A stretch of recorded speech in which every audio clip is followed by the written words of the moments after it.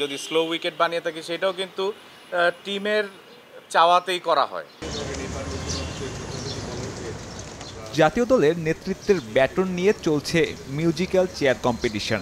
ভাগ্যক্রমে কিংবা বিকল্পের অভাবে 3 ফরম্যাটের ক্যাপ্টেন্সি এখন নাজমুল হোসেন শান্তর হাতে।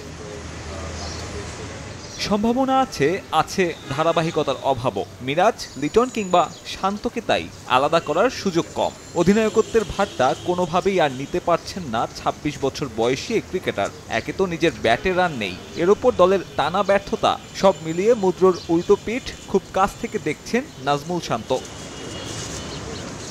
জিম্বাবুয়ে সিরিজের পর যুক্তরাষ্ট্রের কাছে লজ্জার হারের পর শান্ত অভিযোগ তুলেছেন পিচ নিয়ে। তার এমন অভিযোগের প্রেক্ষিতে পাল্টা প্রশ্ন বিসিবি পরিচালকের। যদি স্লো উইকেট বানিয়ে থাকি সেটাও কিন্তু টিমের চাওয়াতেই করা হয়। কীরকম উইকেট থাকলে টিম পারফর্ম করতে পারে সেই রিকোয়ারমেন্টটা কিন্তু চাহিদাটা টিম থেকেই তো আসে।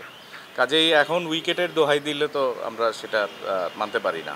যে ব্রাইট লক টেকনোলজি সাধারণ পাউডারের তুলনায় দেয় দ্বিগুণ উজ্জ্বলতা। রিন অ্যাডভান্সড দেয় দ্বিগুণ উজ্জ্বলতা। যে কোনো হারের পর নানান অজুহাত আর আক্ষেপ নিত্যদিনের ব্যাপার দেশের ক্রিকেটে। জাতীয় দলের নতুন অধিনায়ককে তাই মাঠে পারফর্ম করার পরামর্শ নাইমুর রহমান দুর্জয়ের। টিমটা তো পারফর্ম করার জায়গা, সেইখানে আমি উইকেটের দোহাই দিয়ে এগুলি এক্সকিউজ কিন্তু আসলে গ্রহণযোগ্য না। কারণ পারফর্ম করতে গিয়েছি, আমরা ন্যাশনাল টিমে খেলছি, ন্যাশনাল টিম ওইখানে যেই পরিস্থিতি হোক সেখানেই পারফর্ম করতে হবে।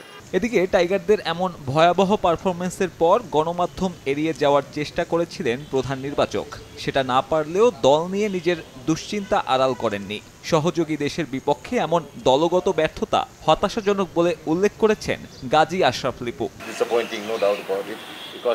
একটা দুটো বিচ্ছিন্ন পারফরমেন্সের থেকে দল হারলেও যদি দলগত পারফরমেন্সটা ভালো হয়, প্রত্যেকটা ডিপার্টমেন্ট ওয়াইজ যেটা এক্সপেক্টেড ছিল সেই জিনিসটা ক্লিক করছে না, সেই জন্যই আই থিঙ্ক দুশ্চিন্তার কারণটা একটু বেশি। দলের এমন পারফরমেন্স যখন ভয়াবহ বিশ্বকাপ অভিজ্ঞতার ইঙ্গিত দিচ্ছে, তখনও অবশ্য নীতি নির্ধারকরা প্রত্যাশা রাখতে চাইছেন। তবে বাস্তবতা মাথায় রাখলে সে প্রত্যাশার মাপকাঠি কি, সে বিষয়ে কেউ খোলাসা করেননি।